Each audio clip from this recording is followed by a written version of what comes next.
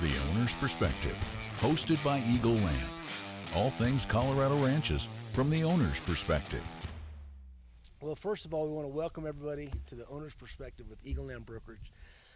Today, I am on the EGR Ranch in Cimarron, Colorado with my buddy Luke Kimble. And we are just going to have a good visit about one of the finest ranches that we could talk about.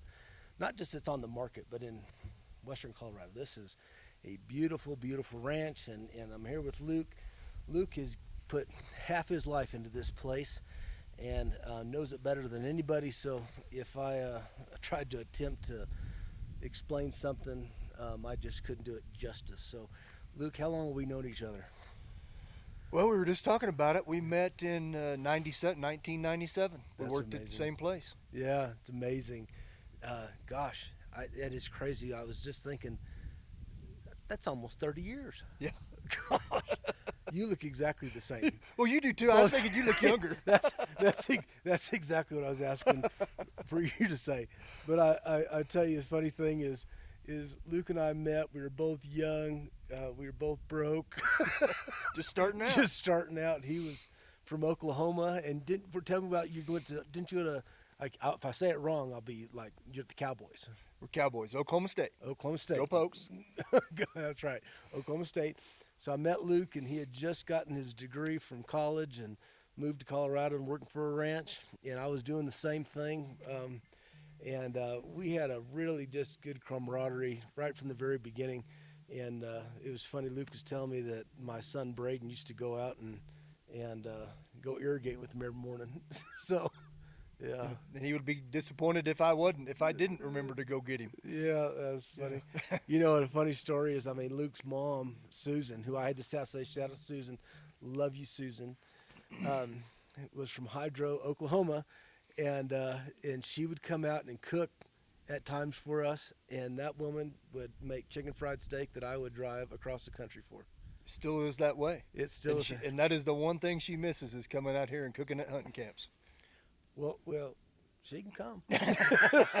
She does. She misses it a lot. Well, she needs to come. And she'd bring us steaks from Oklahoma. Yeah. Well, she didn't trust our meat markets out here, so she made sure she brought the ones that came from her sister's store. My gosh, it was great. I would just wait for Susan. It was like Parvo's dog. As soon as they say Susan, I start to slobber.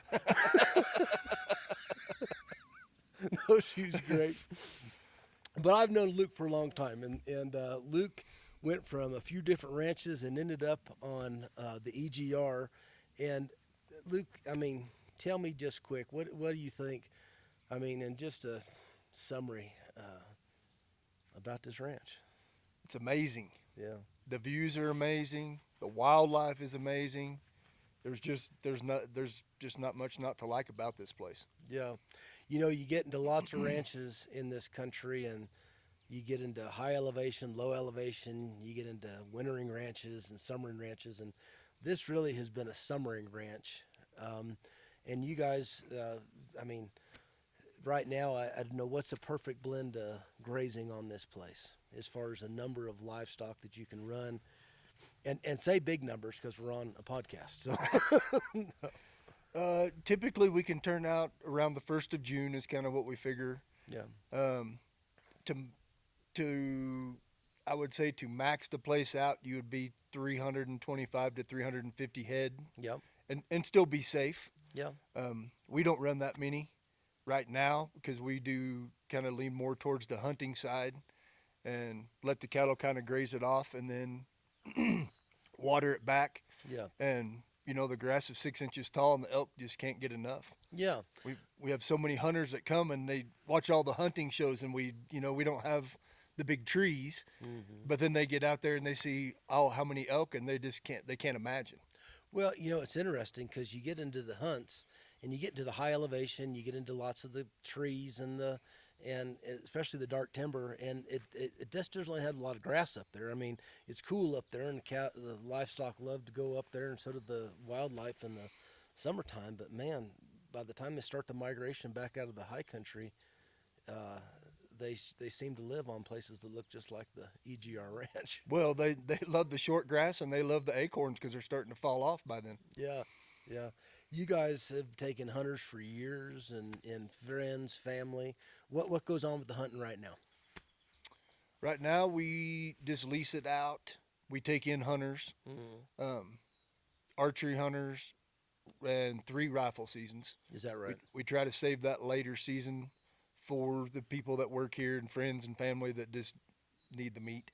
We're friends, aren't we? You're always welcome to come shoot a cow. Okay, always welcome to shoot a cow. Yeah. Yeah.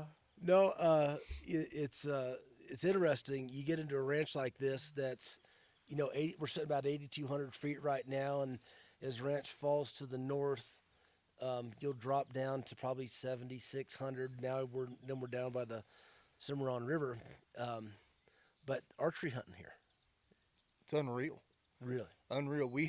Last year we took 15 hunters, and 14 of them had a shot within 20 yards. Is that right? Yep. That's amazing. and good bulls. I mean, there were some trophy class bulls Is that right? that for here.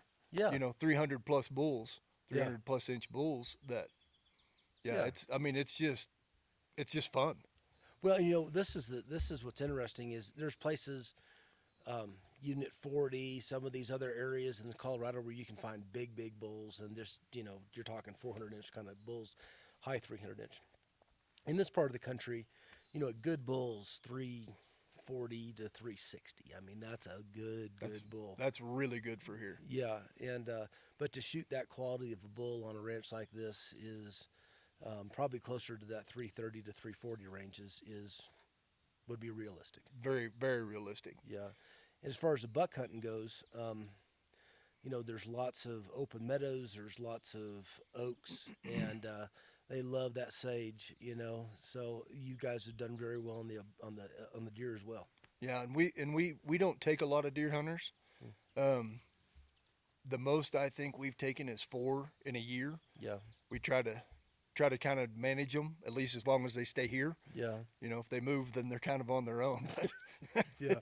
if they'll stay inside these fences, they're most of the time pretty safe. Well, I have to brag. My son was right next door on the ranch that adjoins this place and shot one that's somewhere between 190 and 200 inches. Yeah. So a few years ago. So we've had some really good times up here. When it comes to raising, I mean, you guys are talking about a balance of hunting and a balance of grazing. You get a ranch like this, I think one of the highlights of a property like this is not many places have the water that this ranch has. Oh, yeah. There's just gobs. I don't know another word to say other than there's just gobs of water. Gobs of water. If we do like captioning or anything, I forgot how to spell gobs. No, but there's a pile of water. There really is, and and that might be back to the archery hunting a little bit of a downfall. Yeah. Because you can't just hunt a water hole because the canal runs right through the middle of the place. Yeah. Well, that's amazing. There's a water source that comes from the mountains behind us here, and it's actually the drinking water for the city of Montrose. And the canal called the Cimarron Canal basically traverses the entire length of the ranch, and that canal carries somewhere 150, 180 CFS of water all through the season. So when you come to like watering a ranch or having livestock water, this ranch has just an abundance of water running through the ranch. But then as it goes from the ranch, there's irrigation water rights that come out of the canal, and so they classify that water. We can calculate 1,400 and change, but I know when we look at the map and like what's below the canal and what you get water to, it's 1,600 acres. Oh, it just goes on everywhere. It drops off, and then there's another meadow to water. Yeah. It seems like it goes forever. Yeah. Well, interestingly, when you get into these ranches, you get into grazing ranches, and I always say, if you get a 10-acre ranch, so a ranch that can run cows on 10 acres, a pair on 10 acres, that'd be 550 on this place. I've heard stories of like north of that have ran here when they were really maximizing this ranch more for cattle than they were for grazing. Are those rumors? Is that true? That is true. I can't tell you how many. Maybe 10 years ago, we ran 1,000 Wow. 700-pound yearlings. Yeah. And they came off huge, Yeah. fat. They gained over 2 pounds a day. Well, that's And on grass, that's saying something. oh yeah, that's like 775 animal units. You know, when you get that many, that's a 3/4 of a yeah. That's what it is. That's amazing. And the production of grass like that is I for the guys in the in the grazing world, it's amazing. Yeah. It's amazing for a high country ranch. Yeah. Yeah. To do that. But I think the balance now of having the elk and the deer, there was stories in the past that we've heard from divisional wildlife, 600-700 head of elk on the place. Is that an exaggeration? You think? No, I don't think that is. Yeah. Especially this time of year when they're calving. Yeah. You know, you can't drive a 1/4 mile without seeing a different group of cows with Yeah. babies, and Yeah. that's just, yeah. I mean, I would say 500 easy Wow. all the time. Wow. Yeah. Pretty amazing. So we're located just east of Montrose. So Montrose is really, it's amazing that our airport now, 2 years ago, they said it was the second busiest in the state of Colorado. This year, it's the third. 550,000 passengers coming into our airport. So from Montrose to the ranch, it's right about 25 miles. Probably takes, what, 35 minutes? Yeah, I figure about a half an hour, depending on if Yeah. you get behind a semi or not. Yeah. And you're on a county road.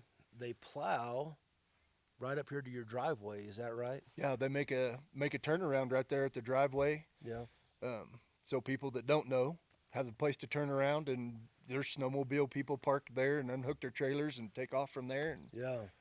Well, and then next door, a new neighbor moved in, and now he's living there year round. Is that right? that's right. Yeah. So, I mean, it's amazing. You can have a ranch that's 30 minutes from Montrose on a year-round road where the guy next door is living there year-round, so you know you can do it. It's just a matter of taking care of your driveway. Yeah. And you have a view that I think we counted 7 peaks over 13,000 feet and be this close to Montrose. Pretty amazing. It is. Yeah. Yeah. It makes it really easy to pick up hunters and anybody else that comes in. But a lot of those hunters, you know, they might not want to cook one night, and you zip to town and, you know, have a nice steak dinner or a hamburger or whatever you want. And Yeah. Well, you know, I used to have this big fight with my old business partner, and Ralph Wackley, and I love Ralph, but he and I would talk about the fresh baked pies down here in Cimarron, which is Yeah. only, you know, you can ride a 4-wheeler to Oh, it, yeah. you know? Yeah. And I'd say, no, those are frozen pies, Ralph. And he'd say, no, they're fresh baked pies. I said, well, they are fresh baked, but they're frozen pies. And he'd say, no. And I said, Ralph, do you think they have like little elves in the back, you know, making pies? And we'd fuss over that. But I'll tell you, when you're driving out of the town and you've been up in the high country and you can stop down at the Cimarron store and have a fresh baked pie by elves, right? And a cup of coffee. It's pretty good, man. Yeah. Oh, I love that little place down there. yeah, yeah. Scoop of ice cream. You got to have a scoop of ice cream. Scoop on the ice pie, cream's though. great. Yeah. So, what about the river? I mean, I look at this is so interesting. You get to the north end of the ranch, and the ranch falls down to the highway. So, I mean, actually, the north end of the ranch, which I don't talk a whole lot about because we come around here to sit where we're sitting and do our podcast. But the north end of the ranch has a section of the Cimarron River on it, and right there it spills off into the Black Canyon, and pretty good fishing. Fishing is super fun. Yeah. If you have a lightweight rod, then I mean you can catch 6-7 inchers all day till your arm falls off. But occasionally, you know, you hook into one of those 15-16 inchers, and it gets pretty real. Well, you know, it seems like every rancher, everybody calls me and says, Joey, I just want a ranch that's close to town, but I want it to be private and like secluded. And then but I want to have like nobody around, but I want access that's year round, and I want full utilities. And then if it has a nice house on it, I'd really like that. And a great view, that'd be good too. So I look at the ranch like this, that has a river that joins onto it, that has flowing water all the way through the ranch. I mean, multiple ponds scattered everywhere, full utilities, and and a view like this, just not very many around. There's not. Yeah. Then you guys built your corrals down below, didn't you? Or you guys rebuilt those? We modified them. Did yeah, ya? And upgraded them a little bit. Yeah. So pretty easy to get pods in and everything. Oh yeah, we don't have any trouble getting trucks in. I mean, we've come out with cattle as late as Thanksgiving. Oh, is that and, right? And sometimes have to chain up a little bit, but not very seldom. Yeah. So is the ranch is broken into how many pastures? If you use the canal as a fence, 5. Oh, really? Yeah. So you can, it's always, you can get cattle out in a place and pile them all over the ranch and just let them run, or you can kind of selectively graze the cattle. Yeah. When we did the yearlings, we would rotate through the whole ranch, Oh, yeah. and that worked really good. Kept Yeah. the cattle on fresh feed, but Yeah. it also worked really good, like I said earlier, for the elk to come back through, Yeah. because it leaves the upper side to hopefully get a little rain, and it comes right back, and it's just as good as everything else. Yeah. Imagine if you grazed above the canal first, it would have been better to do that and then get them below the canal, because that grass is just give it time to Yeah. really. By that time, you can't ride your horse to it without dragging your stirrups. Is that I right? mean, it's just tall and thick. Yeah, yeah, pretty amazing. Montrose is a town that was they said at one time was the sheep capital of the United States. They had 75,000 ewes getting shipped out of here, and part of this ranch was originally owned by Emmett Elizondo, and Emmett was a guy they said could ride from Montrose to Utah on his horse. I mean, huge landholding, and this was one of the last places that Emmett had in his estate because he just loved this ranch. And so I guess after being here for 25 years, give me your highlight. The highlight is getting to spend my summers up here with my kids. I mean, my kids have been raised here. Yeah. I don't know that they didn't know it wasn't ours. Yeah. For years, Yeah. they didn't know. They don't know any different. Yeah. It's a big deal, isn't it? It is. I've taken all 3 of my kids, and they've all shot their first animals on this place. Yeah. And with Dad. Oh yeah. Maybe even Grandpa was with us and Mom, but Yeah. that's one of those things. Yeah. Big deal. Yeah. The ranch and life, people don't understand. I don't think they don't understand what it's like to kill your first elk with your kid, or to just go for a ride, Or to turn them loose on their horse for their first yeah. time to go gather the cattle. Yeah, and for them to be excited about going with that and getting out on the mountain and just going and spending time, and to get to just begin building heritage and legacy on a place like this. And you know what? You get that on lots of different places, but to be able to do that in western Colorado on a place like this is pretty special. It really is. I've been very blessed. Yeah, I've been very blessed. So very cool. EGR Ranch, it's not just a piece of rolling hills with grass on it and big views. It's a legacy. And if you're in western Colorado and you're looking for a place, it's hard to find a ranch anymore of this size. 5,500 acres, and I also think of the neighborhood. Talk about that just a little bit, about your neighbors and how much of enjoyment is that? We have the best neighbors. Yeah. Not only can you call them if you're stuck or broke down to come in and get you, but they're also just good people. Yeah. We have and very diversified. I mean, we have guys from Mississippi and Louisiana, and Yeah. some people that moved here when they sold another place, in eastern Colorado, and Yeah. I'm not even for sure where Richard's from, but Yeah. just good people, and Yeah. everybody gets along and everybody works together, and It's been interesting that there's been guys that have tried to assemble ranches. There's pert near 16,000 acres next door, owned by a family out of Texas. And then to the south of the ranch, there's a landowner that's owned his ranch for many years out of Florida. It's 10,000 acres, and just hasn't been able. These fellows have been putting things together, not taking them apart. So pretty special to find property of this size still intact, you know, and it's just a beautiful location. You know, when somebody buys a ranch like this, I mean, you don't only have a job, you got a responsibility, you know, how to take care of it and what do you got to do. So talk to us a little bit about, you know, what does it take to really run a place like this, from employees to just time, energy. What do you get into here? I would say 3 people full time. Yeah. Would, you know, by the time when you're talking about 1,600 acres worth of irrigated ground, Yeah. you know, that's a full time job. Yeah. Plus fences, you know, the landscaping around the house, Yeah. things like that. Yeah.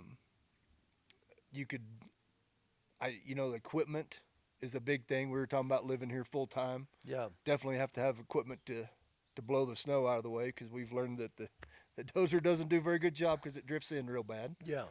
But yeah, it's a lot of time. It's a lot of 12, 14-hour days just to get things done. I mean, it takes weeks just to get around the fences. Yeah. Yeah. Well, and if you got on a horse and tried to do it and ride the whole fence, you know, you need weeks. Yeah. You know, of time just to get around this whole place and go do that. As far as like, is that seasonal work, or would you have guys that you got to kind of load up a little bit more in the summertime and then kind of lighten up in the wintertime? Is that what it is typically?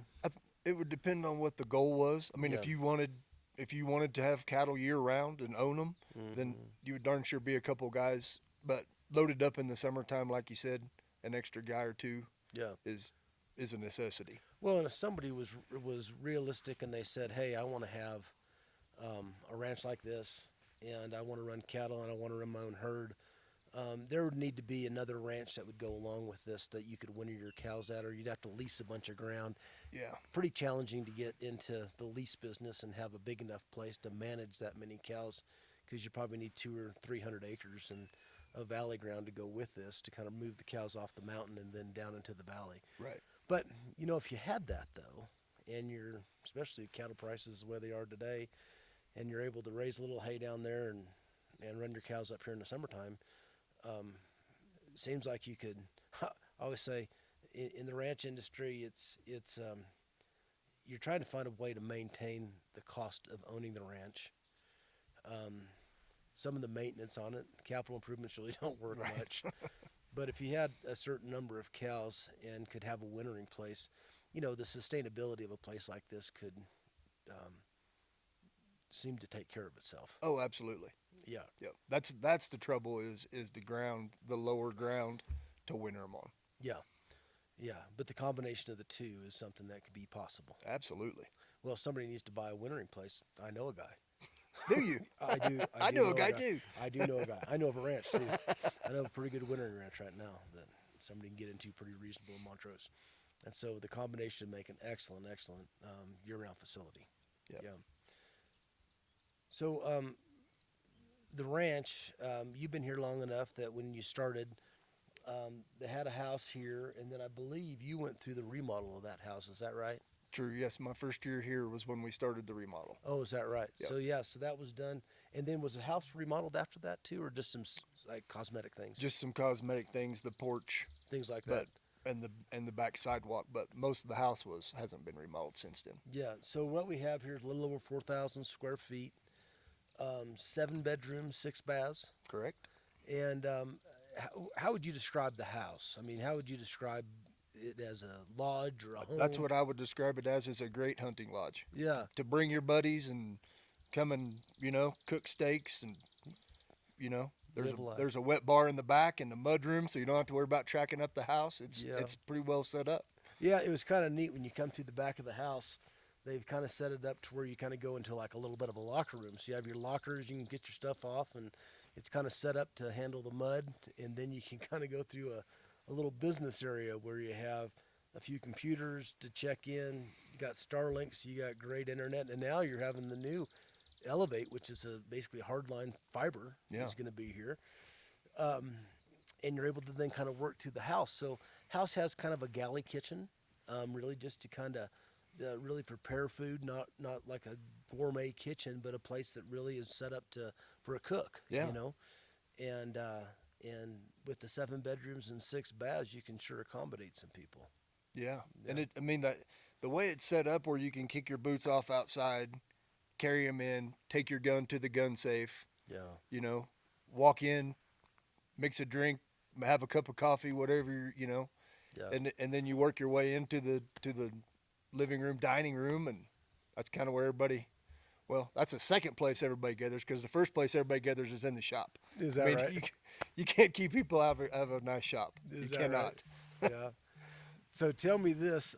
Tell me about your shop then. That was built later on. Is that correct? I believe we built the shop in 2008. Oh, is that right? Yep. And it is a 40 by 60 concrete floor. It has a drain down the middle.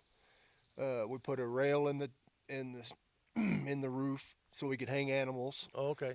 It's got a bathroom, a tack room. Oh, really? Yep. So when people come and they get their animal, I mean, if half the fun, well, that's when the work begins. That's and when the something work hits, begins. Yeah, something hits the ground. You're able to get the animals in, hang them up, and then Montrose has a pretty good processing center, a couple of them in Montrose that you can get them to. So Yeah, and they can be done as quick as you want. I mean, if you need 24 hours, they'll do it in 24 hours and have you out. yeah, but you're able to get the animals out of the field and into the barn pretty easily. Yeah, and that barn stays cool, so you don't have to worry about anything going bad. Yeah. Another good thing about my neighbors is they also have a cool. Yeah. They have a big cooler over there, so if it's really hot, he always lets you borrow that. Yeah, yeah. I remember that place, and I've used that cooler. So, Yeah. no, it's awesome. Yeah, but so everything is pretty well set up from I mean, it's not just a lodge, though. It's well balanced. I mean, it's a very pretty place. It's got board and bat siding. It's got a steel roof. It's made for the mountains, and it's made to really accommodate and kind of turn on and turn off. And so it's a very comfortable facility. Absolutely. We grew up going to a hunting camp when we first were both here, and you'd go up in a Jeep that was chained up, and every morning you'd wake up and kick the snow off of you and go out and go hunting, and it's a little different than that. Yeah, it's I would call it more luxury hunting. Yeah. As compared to what we started doing. I call it good living. Good living. Good That's fair living. enough. Good living is a good thing, yes, yeah. So I remember going to one of the camps after we left where we used to go in Ridgeway and hunt, and they'd say, well, Joey, maybe we should make this rougher. And I said, well, maybe we shouldn't. After you've done it, you don't want to go back. No, you don't have to wake up and be cold. Right. No. Yeah, it's good. Yeah. It's good. And with 7 bedrooms, you don't have to wake up like looking at the guy 6 feet away from you. So Right, and you don't have to listen to anybody snore. No, it's good. It's Yeah. good. Well, Luke, as we're shutting this thing down, I want to thank you for taking the time to come out and talk about the ranch. It's a beautiful place, and when I sell ranches, first question I get is like, how am I going to run this place? And you can't find a person that we can recommend more highly than we can Luke.